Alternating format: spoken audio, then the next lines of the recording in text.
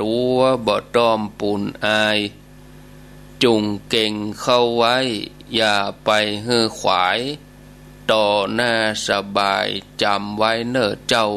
จำไว้เน้อเจ้าอรุณสวัสดิ์ธรรมสวัสดีสวัสดียามเจ้าญาติโยมท่านผู้ฟังทั้งหลายยินดีต้อนรับเข้าสู่รุ่งอรุณวันใหม่แล้วก็ขออนุโมทนาในกุศลเจตนาของท่านทั้งหลายที่ได้นุ่งชุดขาวใส่เครื่องแบบเจ้าพุทธได้ปฏิบัติตั้งแต่ตะวาวันซืนจนถึงฮอดเมื่อเจ้านี้ลุกมาก็ไหว้พระปฏิบัติสำรวจตรวจตัวเองว่าศีลสมบูรณ์ก็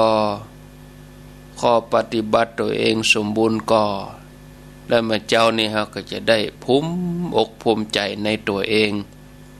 ม่วนอกม่วนใจแล้วก็ผ่านไปละวิสาขบูชาแล้วก็เป่งปุดก็ผ่านไปละก็เป็นดีเสียใจกับโยมที่กำลังลังเลเนี่ยทำดีเนี่ยดีเนี่ยดี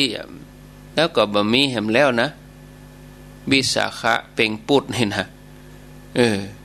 จะกี่แหมกี่ปีบ่ฮู้ว่าจะค่อยสุกตัดกันนี้แล้วก็ผ่านไปเนี่ยญาติโยมอาตมาว่าเวลาไม่รีรอไม่รอช้าตัดสินใจได้ก็ตัดสินใจทำทันทีทอทำทันทีจะไปมัวรอข้ออ้างบางทีก็กิเลสมันก็เป็นตัวกล่อมเฮาหรอกบางทีโอ้มันยากง่ายเฮาต้องเหนือมันกิเลสนี่เฮาต้องฉลาดกว่ามันกะอย่าไปให้มันมากล่อมเฮาเฮาจะทำความดีอย่างสักอย่างหนึ่งเอาละมาทะยะละเลิกล้มเหียจะมาถือศีลหรือเหมือนผมจะได้ปณิพพานเดียวมันมีข้ออ้างอย่างใครจะไปสวรรค์ไปนิพพานเนี่ยได้ก็จ้างเถอะมันจะว่าอย่างกิเลสเอาปฏิบัติวันเดียวจิกบ่ใช่แม่นออกหัวมันนี่ล้วนแล้วแต่เป็นมารทั้งนั้นที่เขาต้องการชนะมารมันก็เมื่อเขาต้องการชนะมารแล้วเขายังบ่ทำเขายอมตกเป็นทาสของมารเนี่ยยังคือมารมาขวางคือมารมากล่อมเก่าจิตใจคือเขาได้เลิกทำความดีเนี่ยยังเมื่อเขาเนี่ยทำเวลาผ่านไปแล้วเป็นดีง่อมใจเป็นดีเสียดายเนี่ยญาติโยมทั้งหลายนะก็เมื่อวิสาขบัดดันกับอัฐมีบูชายังมีรออยู่แถม 7-8 วันไปตั้งหน้าก็คือ8ค่ำหน้านี่นะ8ค่ำหน้านี้เป็นวันอัฐมีบูชา8ค่ำหน้านี่เป็นวันที่ยังก็เป็นวันที่14ผัดหน้านี่นะเฮาลองตั้งใจเอาหรือเฮาทำวิสาขะเสร็จแล้วเฮาจะไปทำอัฐมีบูชาแถมวันอัฐมีบูชานี่เป็นวันที่เปิ้นถวายพระเพลิงพุทธสรีระพระพุทธเจ้าอย่างเฮาทั้งหลายมาแรงมาเฮาปฏิบัติเสร็จแล้วเฮานุ่งขาวเฮานอนเฮาก็นึกเฮานึกว่าภาพว่าเฮาเป็นหนึ่งในนั้นที่เฮาได้ไปร่วมพิธีก็ได้หรอจะจริงจะบ่จริงอย่างได้เฮาก็กึดไปก่อนมันจะเป็นบุญกับเฮาเฮาจะกึดบ่ดีหรอเฮาใส่ชุดขาววันนี้เฮาจะได้ตั้งใจไปร่วมการถวายพระเพลิงอีกอย่างน้อยเฮาก็เป็นบุญเป็นกุศลกับตัวเองอีกวันอัฐมีบูชาเนาะอันนี้ศรัทธาญาติโยมท่านทั้งหลายนะมาปะกันแล้วก็ตามแผนว่าวันนี้จะนิมนต์ท่านอาจเป็น2 วันเนาะวันพุธกับวันพฤ เพราะว่าตะวานี่ตึงอาตมาตึมได้เพราะว่าวันวิสาขะนี้ตึงตั้งสัจจะเวลาตั้งแมลงละเฮาบอกญาติโยมได้เฮาต้องปฏิบัติได้ตัวอย่างกะวันวิสาขะนี้ตะวานี่ได้เข้ารายการ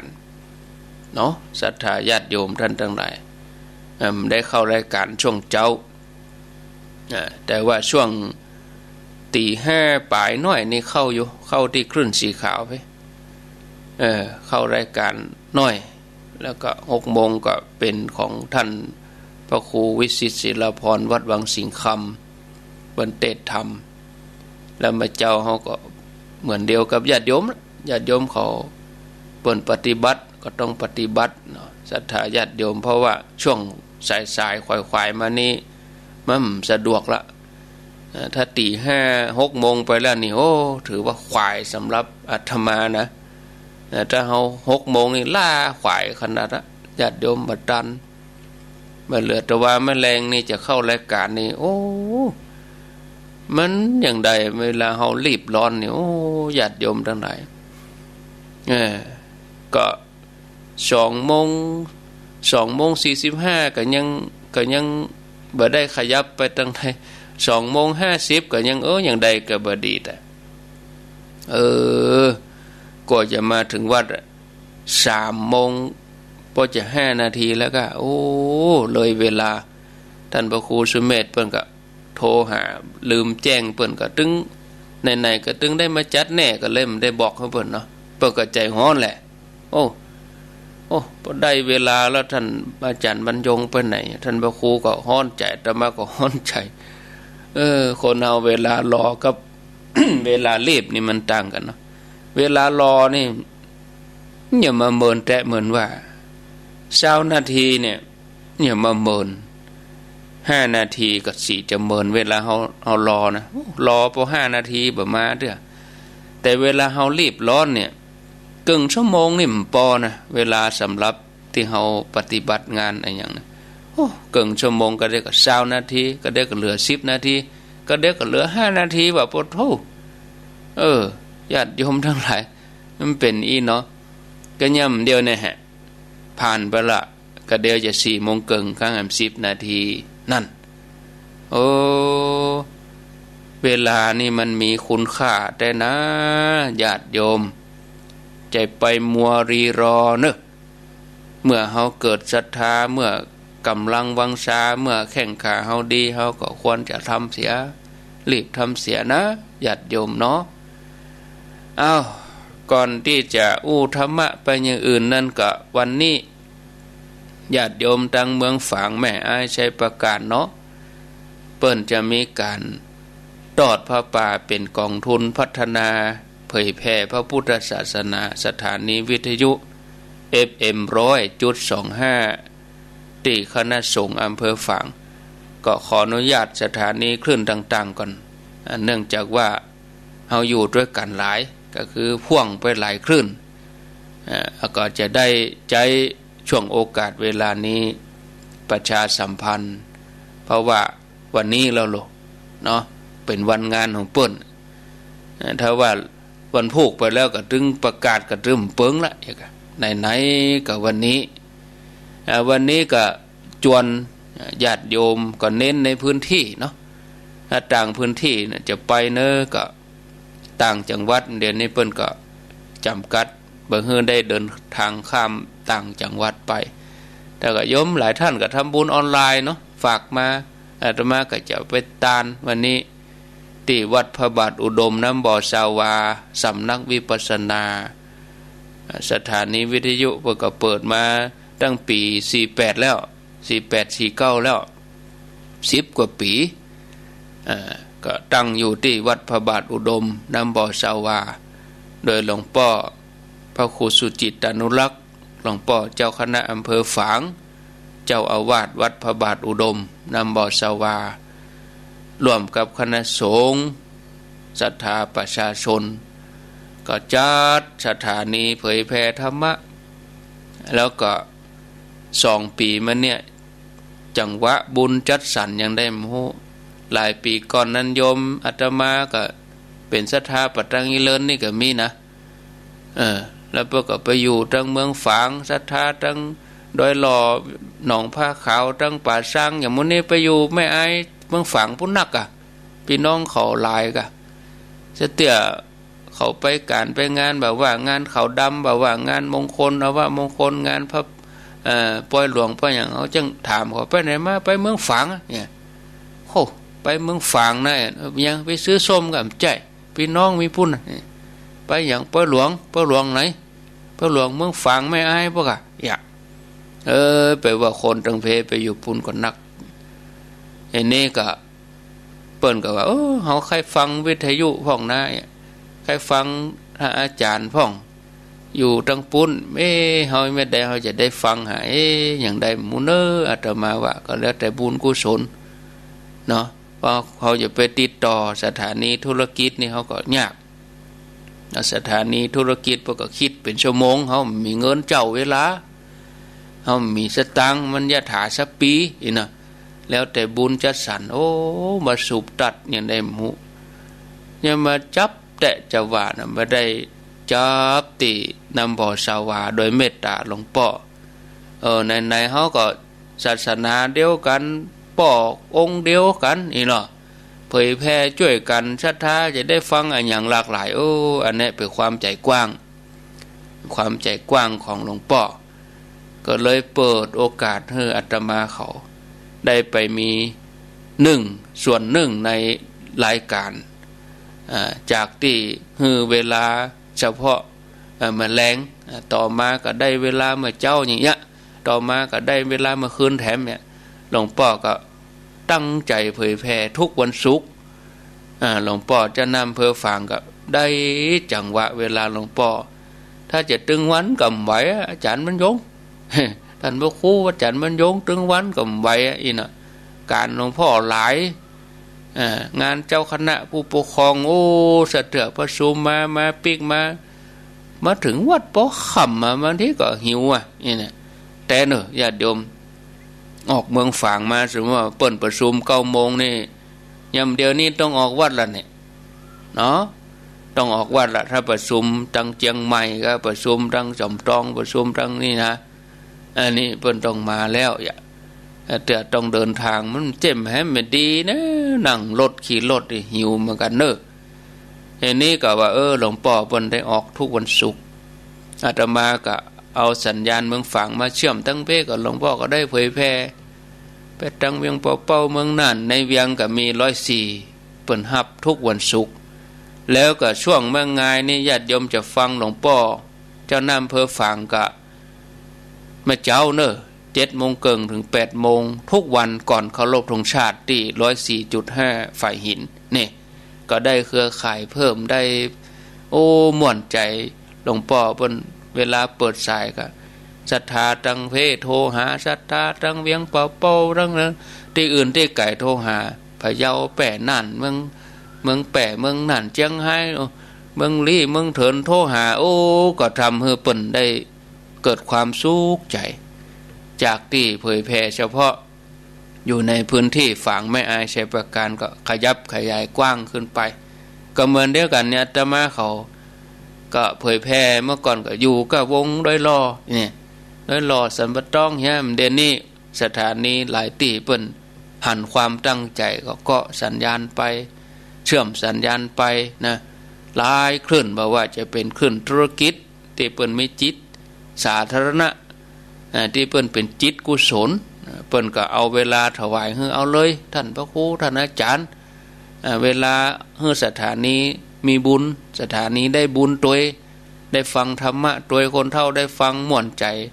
เปิ้นฟังแล้วเปิ้นม่วนใจก็สถานีก็ได้บุญตัวมาฮู้จะทำบุญอย่างอื่นก็เอาเวลานี้ถวายมันเป็นอย่างนี้เนาะศรัทธาญาติโยมทีนี้สถานีนี่ก็เมื่อออกอากาศก็ต้องมีค่าใช้จ่ายเสียแต่ก็ค่าไฟก็ยังไงก็ปีหนึ่งก็ต้องบำรุงรักษาเหมือนรถนี่เฮาต้องบำรุงรักษาต้องมันตรวจช่วงล่างก็น้ำมันเครื่องน้ำมันเบรกน้ำมันคลัตช์เป็นเบรกเป็นอย่างเงี้ยน้ำมันพาวเวอร์ก็มันต้องตรวจแล้ว ยางก็วิ่งมานักก็ต้องยางเปลี่ยนยางก็สลับยางก็ถ่ายน้ำมันเครื่องก็บำรุงรักษาตรวจเช็คเปิดห้องว่าตรวจเช็คทีนี้ก็ตรวจเช็คเดี๋ยวก็มีจ่ายแต่นี้ก็ใจมานานวันเมินหลายปีก็มันก็ต้องรู้อันนี้อู้ถึงที่100.25พุ่นนะคือที่มาของงานนี่นะอันนี้ก็เปิ้งกับปรับปรุงสถานี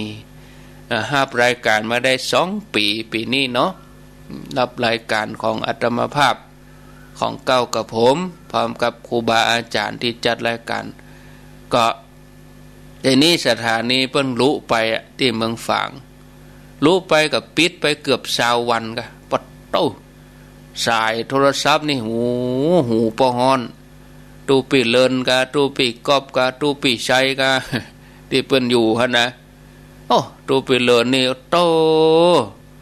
บ่ใครม่วนน่ะหลวงพ่อตวยน่ะศรัทธาโทรหาหลวงพ่อมาได้วิทยุได้ยินดับไปจนเท่าบ่ม่วนเอาเปิ้นบ่ฮู้เนาะเพราะว่าเครื่องส่งเวลาดับก็ดับเลยมันเสียดับปุ๊บโซ่ไปเลยนั่นก็ไม่ได้รับคำตอบแต่ถ้าเขาจะปิดเมื่อใดเขาบอกล่วงหน้านี่คนเท่าบนเตรียมใจได้หรอกจะปิดแหม2 วันเนอร์แหม3 วันเนอร์เพราะว่าเขาหูกำหนดแต่เวลามันรู้นี่มันจะบอกของเขาเนาะอย่างรถก็เหมือนกันนะเขามันตรวจเช็คขี่ไปรู้กลางทางนั่งหาวงับไปรู้กลางดอยมันแน่ของอย่างนี้เห็นนี้รู้ไปกับคนเท่ามันก็เดือดร้อนตังเมืองฝางไม่อายใช้ประการไปได้ยินกันเห็นนี้หลวงพ่อบอกช่วยกัน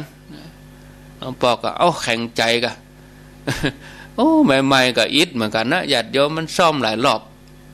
แปลงหั่นแปลงนี่มันก็มีที่ซ่อมที่แปลงไหนได้แปลงก็แปลงให้ดีไปเลย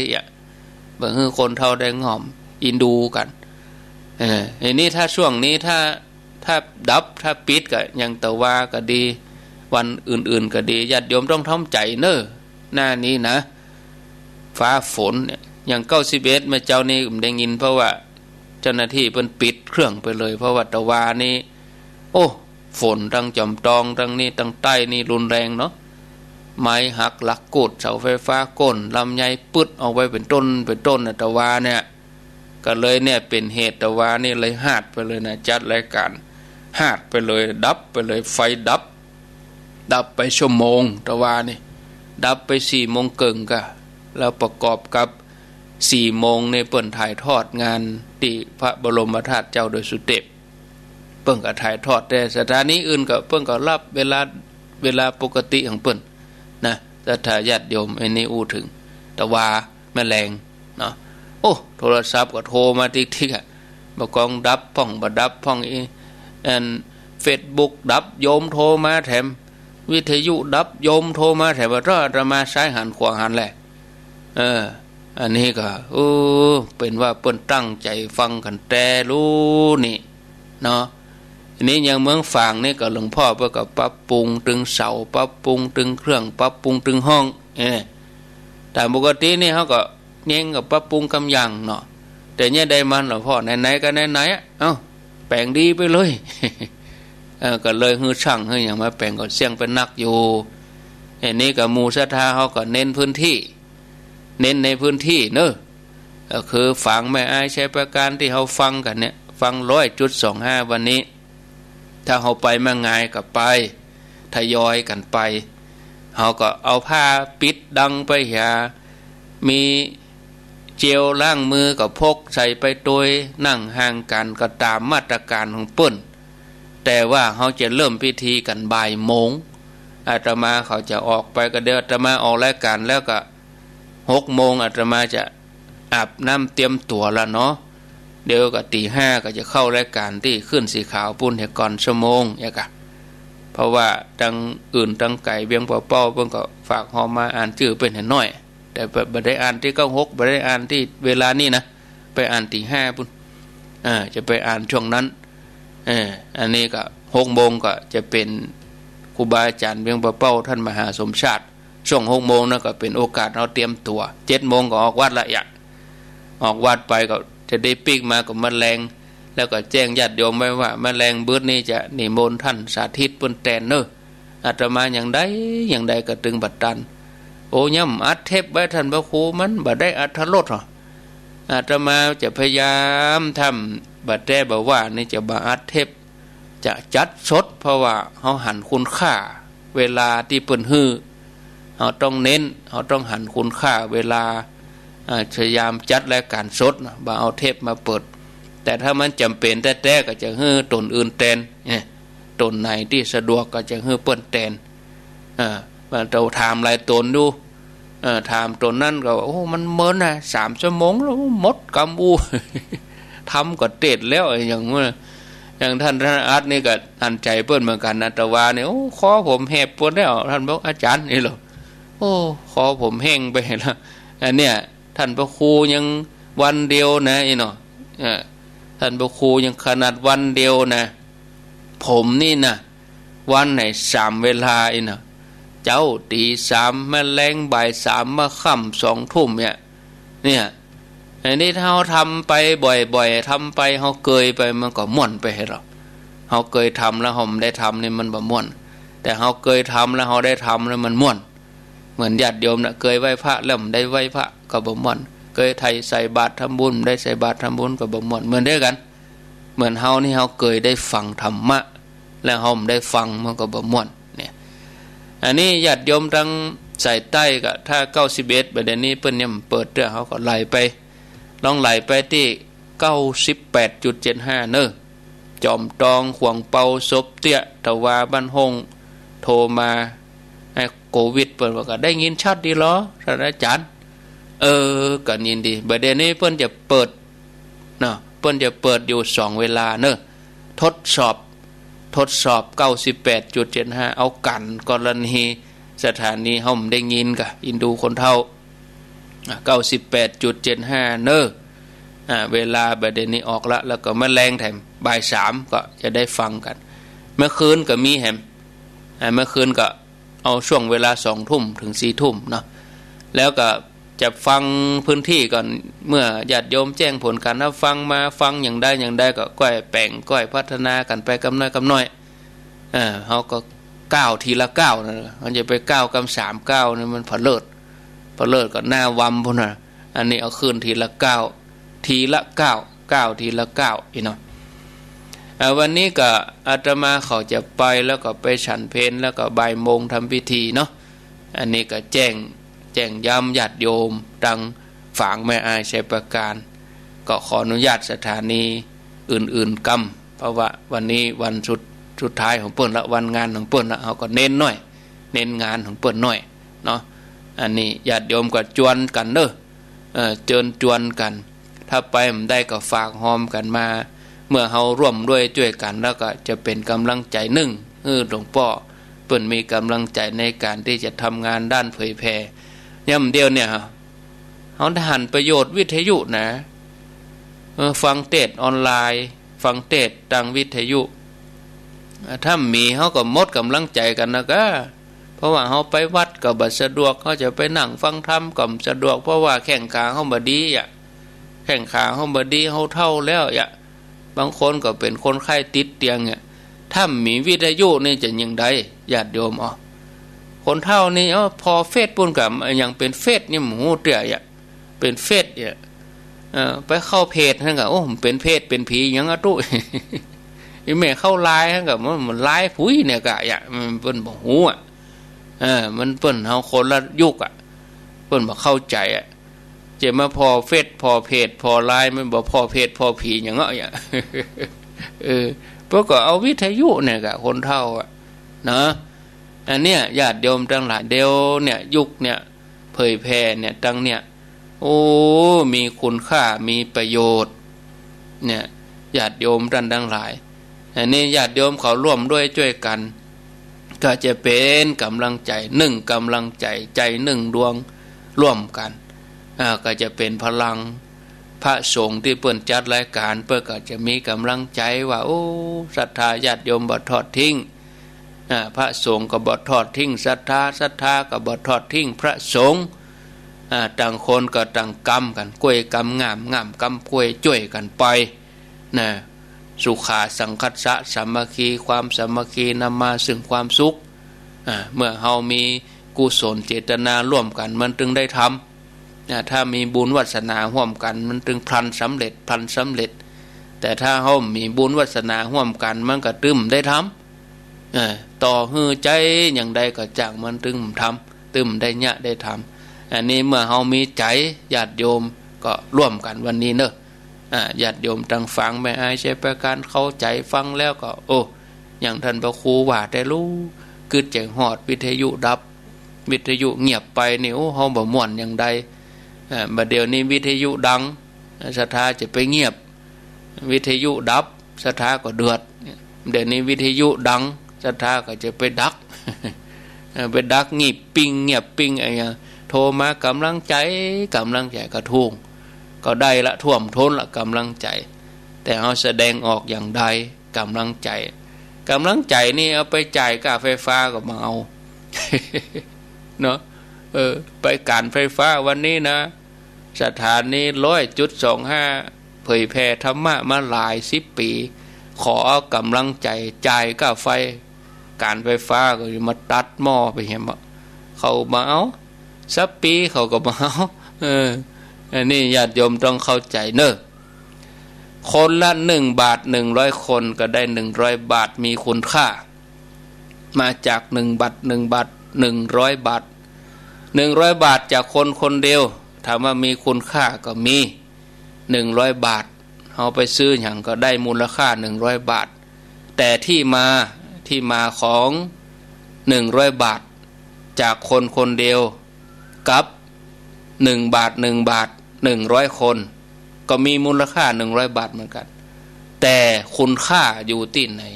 คุณค่าอยู่ที่ความตั้งใจคุณค่าอยู่ที่การมีส่วนร่วมกันร่วมสมานสามัคคีเป็นน้ำหนึ่งใจเดียวกันมุ่งตรงเพื่อจะพัฒนา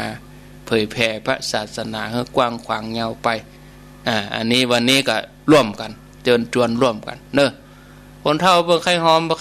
นะแต่ว่านี่สัก7 โมงป่ายเนี่ยก็โทรมา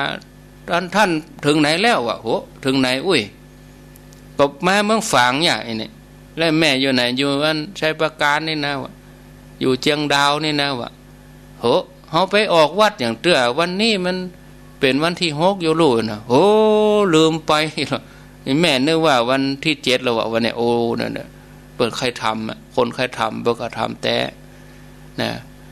คนที่บ่มีเจตนาคนที่บ่มีศรัทธาเนี่ยเขาก็บ่จ้างจะเอาอย่างไปบังคับเพราะว่าเปิ้นบ่มีศรัทธาเปิ้นมีเจตนาจะทำแต่คนที่เปิ้นมีศรัทธามีเจตนาจะทำเปิ้นเกิดใจเปิ้นก็ทำแต่คนที่มีเจตนาต่อฮื้อไผมาเทศต่อฮื้อพระดังพระระดับประเทศมาเทศกันอย่างตะวาเนี่ยพระระดับประเทศทั้งนั้นน่ะเปิ้นเทศที่สวนแก้วพระพยอมพระระดับแนวหน้าทั้งนั้นคนก็บ่ไปพอคนก็บ่เข้าไปดูแต่ว่านี่เปิ้นออกเหรอไทย PBS เปิ้นบันทึกเทปฟังธรรมออนไลน์แล้วก็ถ้าเฮาเมื่อวันเฮา Facebook เฮาตัดบ่ได้ขาดตึมได้เฮาก็ฟังธรรมพ่องกานั้นข่าวที่มันหยังผีเบาเนี่ยจะไปมากวนสมองยังบ้าหูข่าวสะเทื่อเป็นดีสลดใจเหมือนกันนะโยมนะมันวิสาขะแต่ก็เอากินเหล้าเอามาออกเฟซออกอย่างมันไปเปิงติ่นไหนมันว่าเจ้าของดีอวดเนี่ยมาเอาลูกเอาหลานไปใส่บาตรถ่ายรูปไปไหว้พระถ่ายรูปนั่งสมาธิถ่ายรูปวัดวาศาสนาอันนี้เอาหูบกินเหล้ายกแก้วยกอย่างมันไปเจ้าของดีอวดมาได้อันดีบ่มาอวดเอาอันบ่ดีมาอวดคนเฮานี่เนาะก็วันสำคัญพุทธศาสนาแท้ๆก็ยังว่าน่ะเฮาก็เอาข่าวดีเข้าไปตีข่าวบ่ดีคือมันเชี่ยงไปหายไปนักเหมือนน้ำเนี่ยเอาน้ำดีๆไหลเอาน้ำเสียมันออกแล้วมันก็ใสอยู่เราต้องช่วยกันนะญาติโยมนะบางทีก็ข่าวชั่วลงฟรี ข่าวดีเสียตังค์อย่างที่ดีๆนี่โอ้บ่ได้เอามาลงสื่อกระแสลักบ่ได้เอามาออกอย่างอ่ะแต่อย่างบ่ดีน้อยนี่เอาล่ะจ่วยกันเหมือนเปิ้นมีแผลเหมือนลิงเป็นแผลลิงนี่เวลามีแผลนี่มันจะหนีจากหมู่นะถ้าลองเข้าหาหมู่เนี่ยก็เอาไปเปี้ยลิงตัวนี้มันก็มันจะเปิดแผลมันจะตีแผลพอแผลเวอะวะกว้างขึ้นผลสุดท้ายลิงตัวนั้นก็จะตายเนี่ยอันนี้ก็เหมือนกันมันบ่ดีแล้วเขาจะไปขยายไปหยังยังบ่ยุดที่เขาเนี่ยจบอันนี้เนี่ยจัดโยมทั้งหลายเขาบ่ร่วมด้วยช่วยกันเตะบ่จริงจังร่วมกันจริงจังนะเขาทั้งหลายก็คนต้องการความสงบสุขแล้วก็ต้องการตีเปิงเขาก็เลยเสาะแสวงหากันแต่ย่ำปะเตื้อเนาะเพราะอย่างบ่ปะเตื้อเพราะชีวิตส่วนใหญ่เขาเนี่ยมัวหลงละเลงติดกับโลกภายนอกบางทีจะมาไหว้พระหน่อยก็ติดละครเนี่ยโยมเฮาบ่มีสมมติว่าละครนั้นมันจบไปแล้วอวสานไปแล้วเฮาจะไปยึดกับอะไรอย่างจะไปยึดกับละครนั่นญาติโยมลองนึกว่าเฮาลองนึกว่าเฮาจะปฏิบัติว่านึกว่าเฮาบ่มีเฮาในโลกนี้แล้วเฮาจะปฏิบัติดีๆสำหรับตัวเฮาจะไปมัวหลงละเลงนะอาตมาถึงรณรงค์ช่วง3 วันเนี่ยปิดเฟซปิดไลน์2 ทุ่มปิดเลยเฮามาเปิดมาเจ้าไปเอาแล้วเริ่มแจ่มอย่างปฏิบัติให้มันได้จริงๆจังๆจะไปเลาะแหละนะบ่ใช่ของเล่นอันนี้เป็นของเตะเล่นนี่เป็นเล่นอย่างอื่นปุ่นอันนี้เฮาปฏิบัติธรรมเนี่ยจะไปเลาะแหละทำให้มันเป็นเตะเป็นว่านะอันเนี้ยเฮาจะเป็นหลงละเลงเกินไปในโลกภายนอกมันโลกจอมปลอมมันเป็นโลกมายามันโลกหน้ากากเข้าหากันแต่ความจริงคืออย่างความจริงคือเฮาต้องมีเป็นผู้มีปัญญาแสวงหาทางประเสริฐทางสว่างที่เป็นกุศลเข้ามาสู่ในชีวิตเฮาแล้วเฮาก็เสาะติดเปิ่งประเด็นนี้เฮามีแล้วหรอติดเปิ่งก็คือเฮาก็ว่ากันพุทธังสรณังธัมมังสรณังกัสสังฆังสรณังก็คือเอาพระรัตนตรัยมาเป็นที่เปิ่งมาเป็นสรณะอันสูงสุด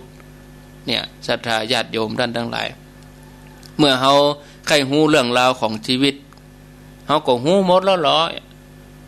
เฮาใครฮู้ว่าเฮาเกิดมาจากไหนเฮาเกิดมาหยังคือเป้าหมายของชีวิตเฮาเกิดมาจากกรรมมันก็กรรมคือการกระทำกรรมดีที่เฮาทำไว้เฮาถึงได้เกิดมาเป็นมนุษย์เฮาเกิดมาหยังเฮาเกิดมาเพื่อสร้างบารมีเกิดมาเพื่อสร้างความดีเกิดมาเพื่อประกอบบุญกุศลเพื่อบุญกุศลนี้จะส่งต่อให้เฮาไปพบต่อไปอันนี้เขาจะย้ายที่ตัวเก่าเขาจะย้ายไปที่ดีกับว่าย้ายไปที่บดีการเกิดการดับนี่ก็คือการตายนี่คือการย้ายที่ย้ายภพย้ายภูมิเขาจะย้ายไปทางดีกับย้ายไปทางบดีแล้วอันยังเป็นเป้าหมายสูงสุดของชีวิตเขาตั้งเข็มทิศเวลากาเขามีเข็มทิศเขามีแผนที่มีหมดแล้วเหลือแต่ว่าเขาจะเริ่มเดินทางถ้าจะไปเริ่มรอเดินทางอย่างแต่คืนจัดรายการโยมตั้งไหนฝ่ายเยาว์พวกโอ้บะนุ่งเตื้อท่านพระครูอายุมา60แต่ไปเอาความเชื่อที่ไหนมาหาหมอว่าบ่อายุ60บ่มานุ่งขาวเตื้อบ่ไหว้พระเตื้อว่าบ่60เตื้อบ่ยะเตื้อบ่ถึง60เตื้อโอ้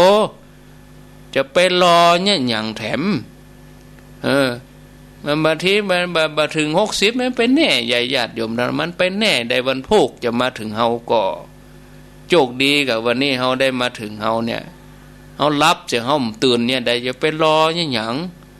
ทำทันทีทอเนี่ยการที่เฮาจะฮู้สิ่งหมู่นี้ได้นะว่าใจบ่ให้บ่ดีเฮาก็จะต้องเป็นผู้ที่มีจิตเปี่ยมล้นด้วยศรัทธา เฮาต้องมีวิริยะมีความเปลี่ยนจิตใจของเฮาก็จะต้องบ่มีนิวรณ์บ่มีมลทินอันหยังมาเกี่ยวข้องกับใจเลยอย่างเฮาจะกินน้ำเฮายังแยงบ่น่ะอันหยังมาอยู่ในน้ำน้อยเฮาก็บ่เอาล่ะเฮาก็บางทีถ้าน้ำมันเข็มน้อยเฮาก็เขี่ยขว้างเนี่ยมันมีเศษไม้เศษหยังมาเฮาก็พอบางทีก็ถอขว้างเอาไม้เนี่ยใจเฮาก็เหมือนกันจะไปให้มันมีมลทินมาก็ข้องเกี่ยวใจสะอาดใจผ่องใสเนี่ยเฮาประพฤติปฏิบัติหรอกศรัทธาญาติโยมท่านสาธุชนท่านทั้งหลายนะก็พอเวลาแล้วจะเล่าเนื้อหาสาระนี่ก็คงจำปอให้ละอูไปโอ้โวยค้างแหม11 นาทีต่ออันเฮาจะได้ลาจากกันไปเนาะศรัทธาญาติโยมท่านทั้งหลายก็ขออนุโมทนากำเดียวเฮือญาติโยมแจ้งเข้ามาก็ใครได้ยินว่าไผท่านใดปฏิบัติเนาะที่บอกฮือน่ะปฏิบัติไปได้ต่อใดกี่วันอย่างใดอีนะปฏิบัติแล้วเป็นอย่างใดอีนะส่วนโทรมาเป็นกำลังใจเน้ออย่างอีเฮาเบาก่อนเอาเตี้ยโทรมาเอาเตี้ยกำลังใจนั้นนักแล้วเว้นวันนี้ก่อนกำลังใจนี้หรือว่าได้เต็มที่แต่ใครได้ใครทราบว่าโยมที่บอกไว้ว่าโยมกินมังสวิรัติก็โยมแต่ว่าลดเขาแรงก็แต่ว่าโยมนุ่งขาวนอนก็มาเจ้านิยมลูกมาไหว้พระก็แล้วก็ปิดโทรศัพท์นอนก็เนี่ยแล้วโยมสวดมนต์แปะก็หรือเพิ่มความเพียรอย่างพ้องบอกคือกรรมมันจะว่าจะนอนก็นอนนะพอทีวีพอละครเอาบริโภคเอาหย่ำหูไปใจหัวสมองเนี่ยเขาจะเอาสาระก็ว่าใจสาระเนาะเอารับสายเจริญป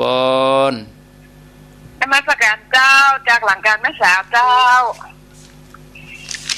แต่ว่านี่ทำเต็มที่เลยนะเจ้าเต็มที่คือรักษาศีล8รักษาศีล8มากินข้าวแรงใส่ชุดขาวร้อนแล้วก็อยู่บ้านแล้วสวดมนต์นั้นนี่ตัวสวดมนต์แปะกับสวดมนต์ธรรมจักรเจ้าเอาเต็มที่เลยแต่ว่านี่นะ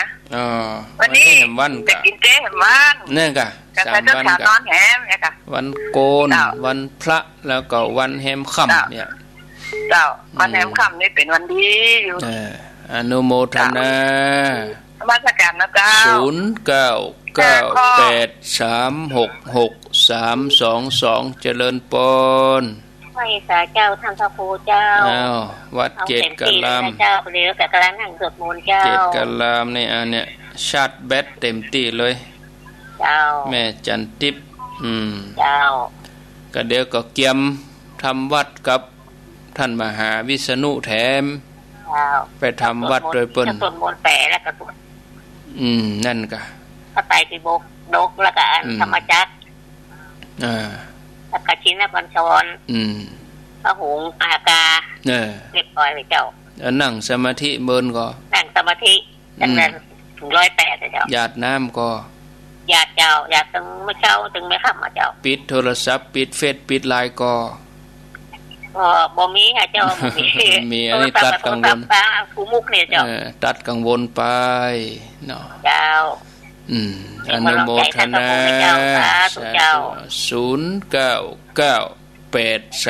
0993666322เจริญปนไหว้สาเจ้าสันตายหลวงจอมท่า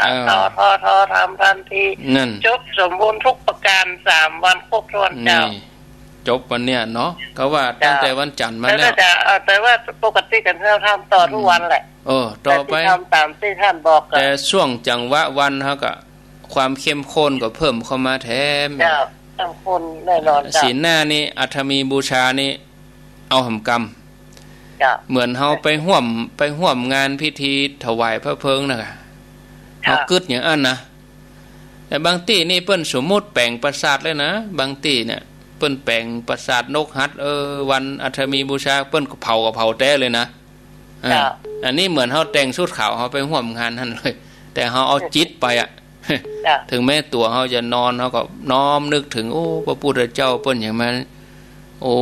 สละแต่น้อพระองค์นี่เผยแพร่ถึง45ปีจนฮอดอายุดีใจที่ท่านได้บอกว่าต่อต้นได้ทำอย่างสมบูรณ์แบบทุกประการเจ้าโมทนาเนี่ยสาธุเนี่ย3สายนี่ทำได้แล้วทำได้ทำได้แต่ตัวแล้วก็วันนี้เขาก็จะสำรวจตัวเองเขาก็ม่วนใจเจริญปนคอยสาเจ้ามาจะได้แม่จันฟ้องเจโฮมทั้งอันนี้เนี่ยอย่างพ่อครูบอกได้กี่ข้อเนี่ยอย่างพ่องได้กี่ข้อเจ้าได้อย่างพ่องได้ลงชุดขาว1ละ2สวดมนต์3หยาดน้ำอุทิศบุญต่อไปข้อแรงงดก่อแรงหนีหมดได้เบาไปกะยายถ้ากินยาก็เป็นหยังบางคนเปิ้นกินยามังสวิรัติกะงดจีนกะกินข้าวก็อย่างแต่ว่าไม่แรงยายแต่ว่าแกงข้าวเขียวได้แล้วเหรอได้มังสวิรัติแล้วเหรอเอาไปแห้งอ้อยกะแกงผักเสี่ยวอ้อยไปแห้งหน่อยใบใจละใบใจสวิรัติละใจละก็แกงเฮ็ดแกงยังนี่ก็มังสวิรัติรอโมทนาสาธุสายต่อไปเจริญปน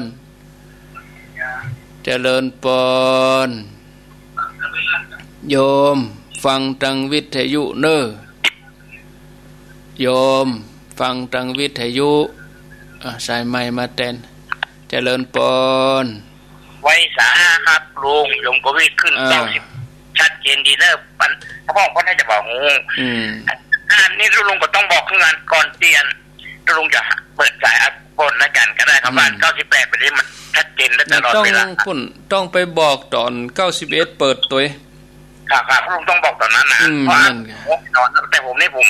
เปิด98มันแล้วก็ทำได้ตามที่ครับปักกับลุงมาได้3วันตั้งแต่วันจันทร์มาจนถึงวันเจ้าเนี่ยหายากนะบางทีหมู่พ่อใจเขาเกิดมีความคิดไปแหมอย่างนะครับเพราะว่าผมบ่มีทีวีให้ดูบ่มีโทรศัพท์เฟซอย่างมีโทรศัพท์ปีกวิเวกเลยครับมีก็วิทยุที่เปิดฟังกันละกันด้วยเจ้านะกับตัวลุงแล้วก็ทำได้สวยคือว่าเขากับคนหนุ่มคนแน่นแล้วก็พยายามเอาในเมื่อเขาตั้งสัจจะอธิษฐานนะครับต้องทำให้ได้อย่างผมก็เลยมันก็ตึงดีแต่นะครับสบายอกสบายดีสบายอกสบายใจอย่างพระเจ้าเนี่ยตื่นขึ้นมาแล้วจะที่ว่าเขาก็มีลมหายใจในชุดสีขาวของเขาอยู่อย่างเนี่ยก้มพอแล้วโอ้เขายังอยู่ในเครื่องแบบอยู่เนาะบางทีเขาต้องภูมิใจในเครื่องแบบเขานะครับนั่นแหละเครื่องแบบจะพูดถ้าภูมิใจในตัวเก่าแล้วที่ทำได้ครับตัวลุงมาเกิดถึงกับโอ้ปีติเกิดนะเนาะครับเพราะว่าที่ผ่านมาเขาแม่ละเขาก็เคยไปอย่างลุงว่านะครับไปวัดไปบ้านนี่เขาก่อทรายไปอย่างนั้นนะครับปีบ้านเขากอดอย่างลุงแบบนี้นะครับแมลงมาเขานั่นไงเอาจนถึงมาเดียวนี่น่ะโดโอ้อุ่นอกอุ่นใจได้กะเริ่มมาตั้งแต่วันจันทร์ที่วันที่ลุงบอกมาเจ้าฮันก็เริ่มตั้งแต่มะเร็งวันจันทร์จนถึงวันเจ้าวันนี้ศีลหน้าเอาแถมศีลหน้านี่เอา7ค่ำ8ค่ำแล้ว9ค่ำ7 8 9ครับถ้าทำช่วงระหว่างวิสาขะถึงอัฐมีบูชาทำจบวันที่9อธิษฐานบุญเลยกันนั้นอธิษฐานบุญเนอะอธิษฐานบุญวันที่9เลยมันเหมาะเลยนี่ครับ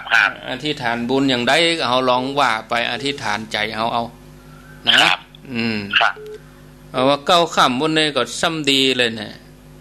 ครับผมว่าวันที่13 14 15อีนะครับเนาะครับผมสาธุโมทนาเจริญปนไว้สาเจ้าจากตังใดจากสลับปีเจ้าสลับปีทำได้กี่ข้อปฏิบัติได้ตั้งแต่วันจันทร์แล้วเจ้าท่านปิดวาจาเนี่ยพระเจ้าปิดวาจาแล้วก็เนี่ยอย่างท่านเนาะมาเกิดถึงเดินนั่งนอนเอาวิชาเก่ามาใจหมดมาเกิดถึงวันนี้มาภูมิใจเนาะโอ้ ภาคภูมิใจและขอโมทนาสาธุท่านคือแสงสว่างตั้งเที่ยวแม่ค่ะเขาแล้วก็ช่วยป้อเอาจนได้นั่นแม่เกินกำลังโมทนาสาธุนะเจ้าแม่บุญด่วนได้ทำแล้วแม่ดีใจท่านปลื้มเนาะเจ้าปลื้มแล้วก็เต้งเอาแม่ที่ได้ยินเสียงนี่นะที่เด็กตอนไว้นะเข้าห้องค่ะแม่ปิดไฟเนาะแล้วพอพานเพราะว่าไหนดักกูเย็นใจแม่ได้ขนาดนั้นเลยว่าโอ้ยินเนาะอยากยินเนาะเพราะว่าดักกูเย็นใจแบบเป็นไปดีคนนี้เนี่ยแม่บอกโคตรบักแค่มันทดสอบนี่ไม่ได้นะมันทดสอบโอ้ตัวตนมันมีทันทีเลยนะแต่คืนนี้ปวดยินเนาะอีวะมาเลยแวบมาเลยได้เป็นกรรมสาธุพระเจ้าสา